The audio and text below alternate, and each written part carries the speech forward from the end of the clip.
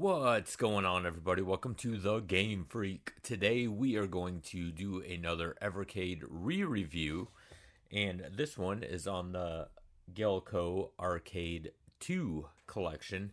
This has 6 games on it. It has Big Karnak, World Rally 2, Thunder Hoop 2, Maniac Square, Squash, and Touch and Go.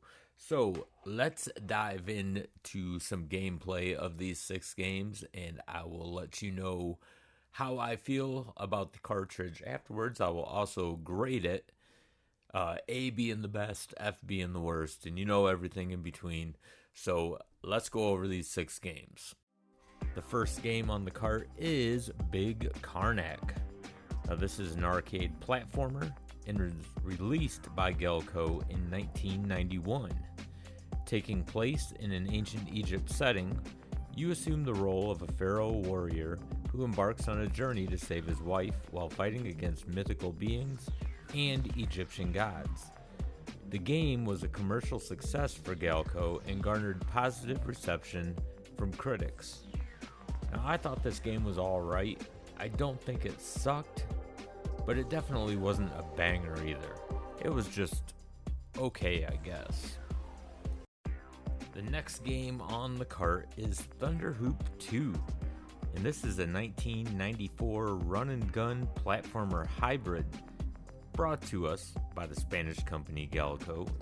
And by the way, these are the same guys that made Bionicle Toy, one of the company's many titles released during its peak of operations during the 90s. Now, honestly, I think this is by far easily the standout game on the cart. I had a lot of fun with this. If you've never played this, I highly recommend you trying it out. The third game on the cart is World Rally 2 Twin Racing.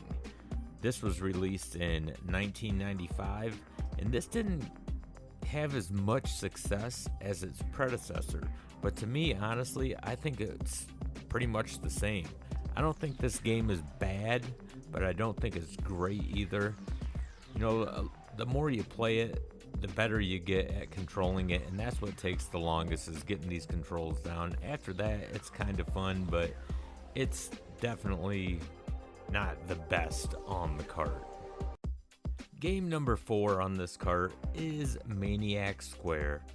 If I've said it once, I'll say it again. Keep these bullshit Tetris, Candy Crush-like games off these arcade carts, because when I think of arcade games, this is not what I think about. On to the next game, and this is Squash. I mean, who the fuck plays Squash? Nobody. And nobody plays a video game version of it. Keep this shit away, man. This game is fucking stupid. And the last game on the cart is Touch and Go, aka volleyball. I'll tell you right now, you have to be standing in the perfect spot in order to even hit this damn ball. I couldn't stand this game. It was just real fucking annoying. Alright, so there you have it. Those are all, oops, I keep hitting my mic here. All 6 games on this Gaelco Arcade 2 collection. It was kind of a hit or miss. It was half and half. And half wasn't even that good. The other half was just horrible. Like Big Karnak, like I said, that was just okay. I mean, it wasn't great, but it wasn't horrible either. It wasn't hateful or anything like that. World Rally 2, after you get used to the controls, it's a little bit fun. I mean, it's, I guess, enjoyable, but it isn't great either. It gets kind of boring. That's just my opinion. It's kind of boring, but it's not bad either. Thunder Hoop 2, by far the standout game on this cart. This was a really fun game. I enjoyed the first one, though, as well. So I liked both Thunder Hoops. So that game alone makes this cart worth it.